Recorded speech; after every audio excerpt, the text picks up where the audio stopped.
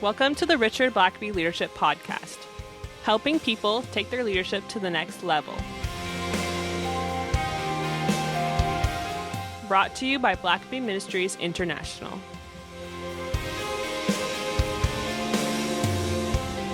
Well, last week, if you were listening in on our podcast, I had Bob Royall with me, and we were talking about spiritual leadership coaching and why everybody could use a coach, at least at some point in their life, and had a great discussion about what coaching is and what coaching is not.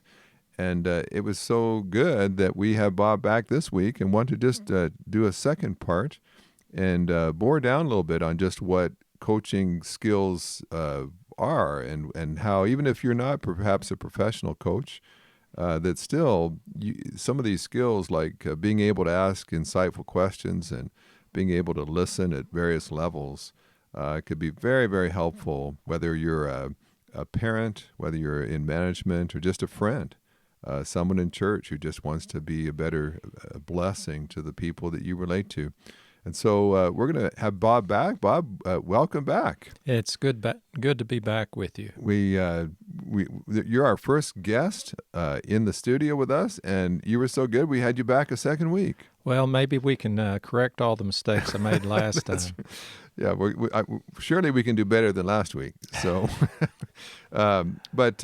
first, maybe just a little, just for information's sake, our ministry, Blackaby Ministries International, does offer a coaching workshop twice a year in the Jonesboro, Atlanta area. And tell me just in a kind of an overview, what kind of people attend this workshop and what do they learn when they attend? We have had hundreds of people go through this 3-day introductory workshop. It's an interactive workshop where people not only learn about but also practice spiritual leadership coaching skills. The kind of people who have been there have included pastors, executives, business executives, nonprofit leaders, denominational leaders, people from all walks of life. We've had people who realized that they needed to take their own parenting skills to a higher level, and thought that some coaching skills training would help them to connect their own children to the activity of God in their life, to improving their own relationship with them, and it's worked very well. Yeah, I know at least a couple of women that were working with other women and just wanted the skills of being able to coach them in a more effective way. And it's always fun just to be sitting in and watching. You'll be teaching for a little bit, and then we'll break up and they'll practice what you've just been talking about. And always very interesting. You can find those dates on our website at blackaby.org and go to the coaching section. At times we'll offer the workshops as well. We've done it in New Mexico and Maryland and North and South Dakota and just various places. Right, and 4, about to be 5 different countries. Yeah, and places like as far away as Australia and places like that, and Africa. And so great. I'd recommend anyone who works with people. It's definitely very beneficial, very, very, very helpful, and just real practical kinds of skills. So I've had some people say, well, I'm not really a professional coach or a pastor. And I'd say that doesn't matter. If you're a parent of teenagers, you probably need to know how to coach. And so right. it can be very helpful. When you think about it, what areas of your life could benefit from being a better listener? Yeah. And listening at deep levels of connecting what God's doing to another person's life, to learning to, instead of give answers, to ask questions that set people free. Yeah. Wow. And all of us obviously could benefit from that if you relate to people at all. Well, we also have a new book that came out last year called Spiritual Leadership Coaching that contains a lot of what we teach. It's probably not as good as if you had us in person, but this Spiritual Leadership Coaching book, it was a labor of love that you and I in particular put a lot of time into, and we've gotten great great response from people who've read that, and certainly, obviously, people can get that from our website or from Amazon and other places. So that's a great start. If you can't make it to a workshop, pick up this book, and we'll have the information on that in the show notes. But Bob, let's zero in on a couple of these skills in particular. And one of the things, maybe we talk about listening first of all. And I was trained to be a pastor, and a lot of that training meant that I wanted to try to have all the answers. People, when they asked me to meet with them, go for lunch with them, they would present a problem, and then they were waiting for me to have some spiritual insight, some scripture to reference. And so even as people were talking, my mind is racing about, okay, what am I going to say when they finish talking? What silver bullet answer can I give them that they'll just be blown away by my insight and profundity, that I just right away had just the right answer for them. But I wasn't really taught nearly as much about listening. And you have an interesting take on that, multi-level listening, not just one level, but you can actually be listening at several different levels. So tell me a little bit about that, what that looks like. Right. Well, first of all, listening is different than talking. And it's really kind of interesting. When I taught at the seminary, I taught a leadership seminar. One of the aspects of that, I would have someone sign their name. Everybody can sign their name. And then I'd ask them to put their pen in their opposite hand and sign their name. And it was such a laborious process to try to do that. For many pastors, like you say, who are used to needing to have a word to say, it is an awkward feeling. And pastors do listen. But to listen at a deeper level is, for many people, many leaders, is not the go-to skill for them. Yeah. It's more the speaking, having a word to say, like you said. But for one of the things we do is teach 4 levels of listening. And people experience it in somewhat of a comical and humorous way as they pair off and practice these different levels of listening. One that's a little unusual is what we call self-talk, or listening to, noticing that whole conversation that goes on in your head as you're having a conversation with someone. It's hot. I'm tired. I'm bored. That person has an eyebrow sticking out of place. Why did they wear that? You have all of this kind of distracting conversation going on that gets in the way of truly hearing. And the reason why we introduce people to this is so that they can take those thoughts captive to obedience to Christ. If you're not aware of it, then it can tend to drive you. But when they're aware of the distractions and can consciously put them aside, and then they can focus in more intently. A second level of listening is surprise, noticing what the person's saying, the content of what they're saying. And we take people through an exercise where they have to repeat back as much of everything they heard in that conversation as they could.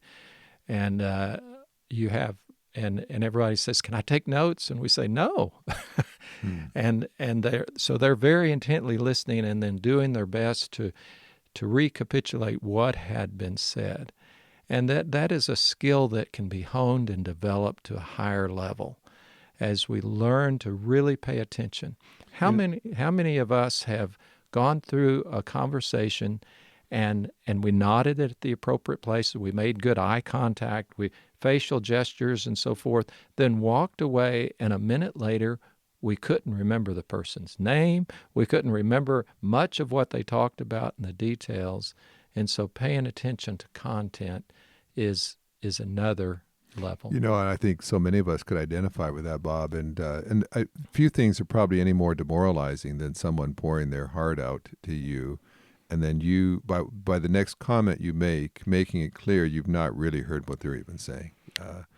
Right. And yet I've also watched you just even in the coaching sessions, not only ask great questions, but the response you give indicates that you have heard at a very deep level, and the way you respond often reveals how carefully you've been listening.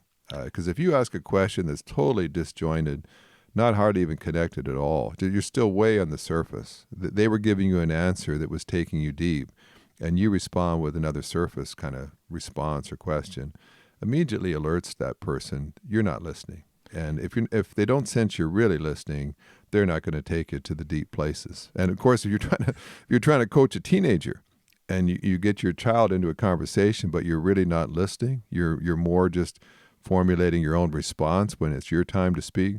It won't take long. How many parents have said, "Well, my kids just won't talk to me," and oftentimes at some point they did try talking, but they caught on that you weren't really listening. And I'm convinced that for someone to truly be heard at a deep level has a healing quality all its own. And we have a quote in the book that masterfully talks about the value of true listening. And when I listen without agenda, when I listen deeply, when I listen, and we'll talk about this, between the lines, and when I do a kind of coactive listening where I listen not only to the person, but I'm present and available to the Spirit of God to prompt me and speak words or prompt me with questions, then something really powerful happens. And something else I think that is somewhat distinctive for our coaching is that if you're a coach and you're listening to what the person is saying, you're also listening to what the Holy Spirit is saying at the same time. And so even as the person is speaking, you're hearing what they're saying, you're focusing on that. But at the same time, the Spirit of God is also whispering into your ear and saying things like, "This isn't the real issue," or they're exaggerating, or they're probe deeper here, or this is just on the surface. There's more here, and so it's dual listening at the same time, and so that is also a skill that needs to be developed and honed, because the Spirit of God, of course, knows exactly what the issue is. The Spirit of God was there during all these events that they're recounting to you now. The Spirit of God knows what the truth is, and the Spirit of God knows the truth that could set this person free. And so you're relying very heavily upon that. And of course, there's atheists who do leadership coaching, and they can ask some good questions, and they can help you in various ways, but they don't have the Holy Spirit available in the coaching process, and that makes an enormous difference. And so I watched you model that, of you're listening to two conversations at the same time, which takes some practice and some preparation for that to happen. Right. The third and the fourth skills in listening, the third one is listening between the lines. And many of the coaching training programs will talk about that. They'll use different words for it, but noticing their mood or their tone of voice or energy shifts. You have an excited animation in their voice or their countenance or something that suddenly shifts, and they are downbeat. The way they breathe, the way they hold themselves, whether their shoulders stoop, whether they find themselves moving as if they're trying to turn away from you, which means they don't feel safe. That's the between the lines. But most coach training stops there.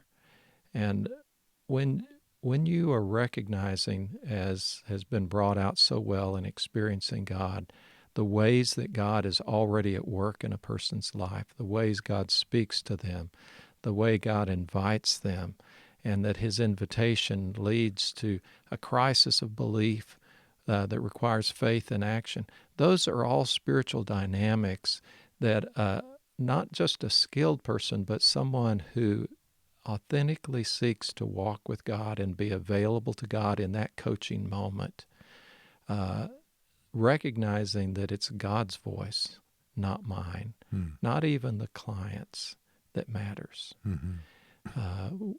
The subtitle of our book in spiritual leadership coaching is Connecting People to God's Heart and Purposes. Mm-hmm. And that's what really matters. Yeah. Moving I from... thought that was a great subtitle. Who came up with that anyway? I have found, and you as well, that if you are in a conversation with people, whether it's a professional coaching setting or just a casual conversation, people rarely, the presenting issue is rarely the real issue, the root issue. And I just found for a long time, if I asked how someone was doing and the first response, I sort of jumped on and tried to solve their problem. And if I'd listened to the Spirit, he would say, don't waste your time here. This is just a symptom. This isn't a cause. And too often I've focused in on symptoms. And if I had been listening more carefully to the Spirit as well as to the person, I would have realized, no, you keep probing here. They're offering you up some crumbs here just to give you an answer, but this isn't really the issue. And I find so many conversations, even between well-meaning people, stays at a surface level because we've never been able to learn to listen at that multi-level like you're talking about. Yeah, and part of the issue is what agenda we bring to the conversation as coaches. Yeah. If I immediately have a sense that, I know what this guy needs, then I bring my own agenda, and that can subvert the activity of God in that person's life. Yeah. I have over-assimilated reality. I knew more than I actually knew. Well, and of course, if you've been doing it as long as you have, you've heard a lot of similar stories, a lot of similar journeys. And so, at least I know for me, I've talked to so many pastors, so many business leaders, that as soon as they begin telling me some of their issues, I can think of a dozen other people with similar backgrounds. And so I want to just go ahead and connect the dots and move to the finish line. But what you realize is, even though maybe a lot of the stories are similar, they're unique individuals with unique journeys. And if you don't listen to the end, you may make some wrong assumptions and assume, I've had at least a dozen people with the same issue with their child or their wife or their husband, and so this is the answer I gave them, and it seemed to work. We'll just jump to that answer. But we haven't listened carefully enough to understand the nuances and the particular issues that's unique to them. And that's where you find the really great coaches. They take time to listen thoroughly. Right, and coaches can, like I say, subvert that when they bring their own agenda, but they also can, sometimes the coach training that is offered out there teaches these models. You ask this kind of question and then that kind of question, and they're so busy going through the steps of these preset questions that they cannot operate in the dynamics of how God's working. Yeah. And then if I have my own agenda of what I think that person needs, then I have to rein that in and to be fully present with the person.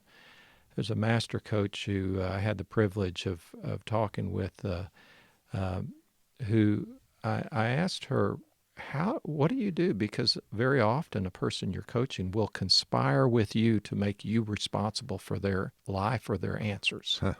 Yeah. And I said, what do you do when people just want you to tell them what to do? And she said this, I've never forgotten it. She said, I have a good many rich and varied experiences in life, but the one experience I've never had is in being you. And when she said that, I realized that's the truth. Mm-hmm. That if I think I know the answers for this person because I've met 5 other people who were sort of similar, I really haven't gotten deep enough to understand who that person really is. And so I need the ability and the discipline to be present with them as who they are and not as the category of people I see them as. Twice a year, Blackaby Ministries hosts a spiritual leadership coaching workshop in the Atlanta area. The focus of this workshop is learning how to ask the right questions to help move people onto God's agenda. The next workshop is May 6th through 8th, and registration is now open. To find out more and to register, visit blackabycoaching.org. Links will be in the show notes. Well, that's great, and I want us to talk a bit about questions because, again, I would just confess I was trained. All my ministerial training and leadership training was preparing me to have the right answers. People look to me as the leader to have the answers, and I think if there's any area that I've struggled with in coaching, it is I like closure. I want things resolved. I'm a problem solver. So I just am not going to feel good unless we have wrapped this thing up and put a bow on it before we walk our separate ways. And the real temptation is to give an answer, isn't it? To just go ahead and cut to the chase and say it's pretty clear that this is the issue. But I've watched you as you've coached, and you'll ask questions that just completely disarm a person, and not in a bad way, but just all of a sudden bring insight and shine light that they've not seen before. And I'll tell you what, there's just a huge difference between a good question and a bad question. And to learn how to ask good questions, I don't care who's listening to this podcast. We all need to be better at asking good questions. If you really want to have meaningful, deep conversations just with people in general, or you want to, as you interact with people that you're leading, to be able to ask the kind of questions that just enlighten them and inspire them. So what's the key to asking a good question, and maybe a series of good questions? If I could just back up a moment, we teach 4 sets of 3 different skills, 12 essential coaching skills. We have 3 relationship skills, 3 awareness building skills, 3 focusing and commitment skills, and 3 futuring skills. Those first relationship skills are building the level of trust that the person's willing to really open up to you. And we've talked about this already, of listening at a deep level. That builds trust. Mm-hmm. But also listening is really the launching pad for great questions. When instead of getting a list of typical questions that I go through, I'm really fully present with the person, spiritually and otherwise, and I listen deeply. It seems like inevitably the Spirit of God prompts me, ask this question. Ask this question. And the best questions I don't know the answer to. They're exploratory questions. They're open-ended. They're relevant to the heart cries of the person. And they come to you as you're present, as you're listening, as you're available, and when you let go of your own agenda for the person, and you're also fully present to God. And what if when you ask a question, they don't respond right away? I mean, how do you, I know times you're very comfortable with silence, where you don't let them off the hook.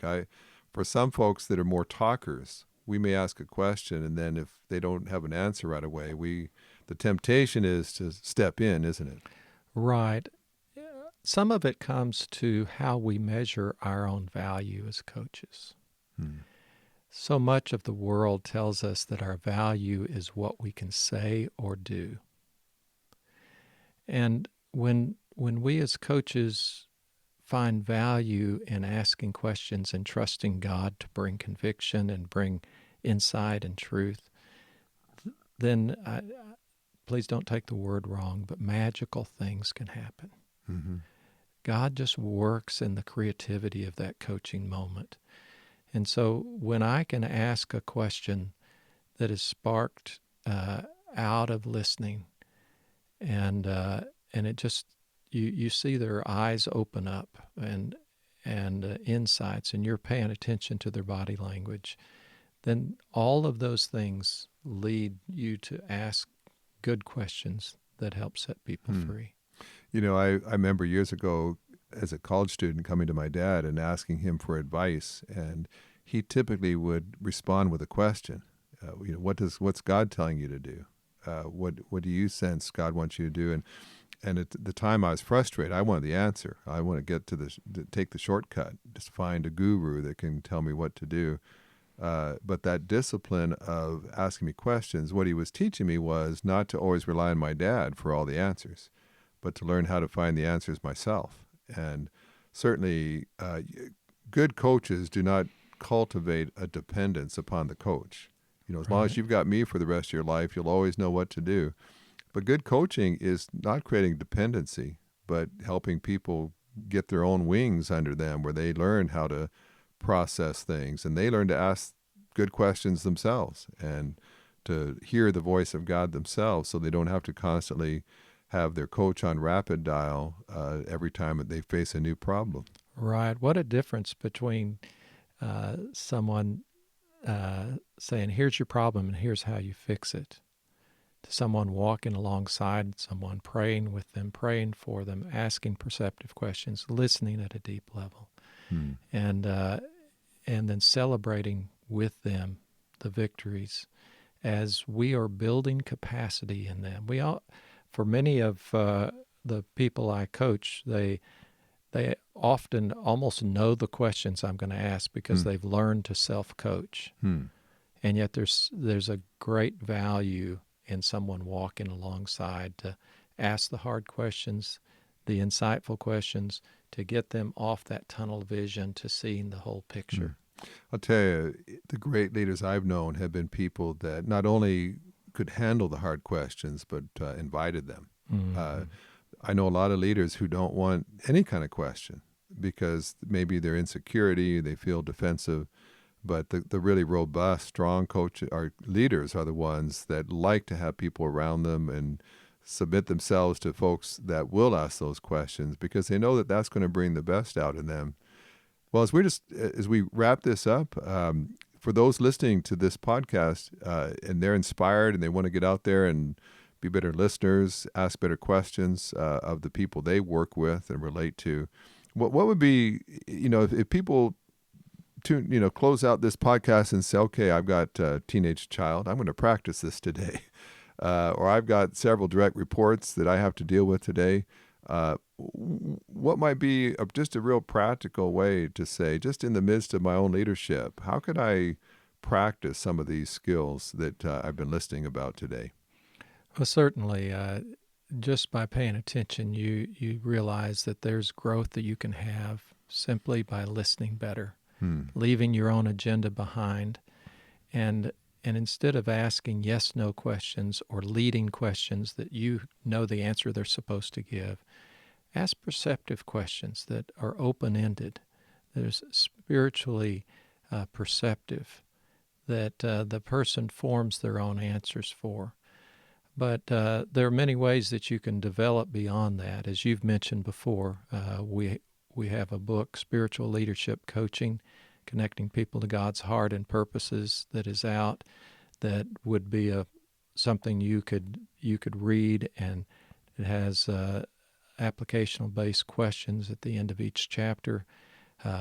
You could read that together with a friend and help prompt one another to be better in these areas. Really, the best way is to join us in one of our workshops. It's a very small investment to make in becoming a better leader, a better coach, a better parent, a better pastor. And I think it's one of the most affordable workshops. We've kind of compared with other leadership ministries, and we've tried as hard as we can to keep it within reach of people financially. And it's fun, too. If you come to one of the ones in Jonesboro, I'll be there, you'll be there, Brett Pyle will be there that coaches with us as well. There's always some returnees that just enjoyed the workshop so much they come back for it again. And I think one of our guys has been back 6 times. I don't know whether he's a slow learner or he just but the truth is that we don't. What happens during these workshops, as people are practicing skills, they're actually coaching one another. And God uses those opportunities to really make changes, even during those brief 3 days. I know of one ministry leader who said, I came here to pick up some skills, but God changed my life. Yeah, and I've seen that. And I should say, too, often as we can, my parents will make an appearance. Usually the first night, they'll come to have dinner and visit with folks. People get pictures with them and talk with them, and we usually have a Q&A with them, and just some real kind of special moments along the way in the workshop that are very memorable. And so we certainly want to encourage folks.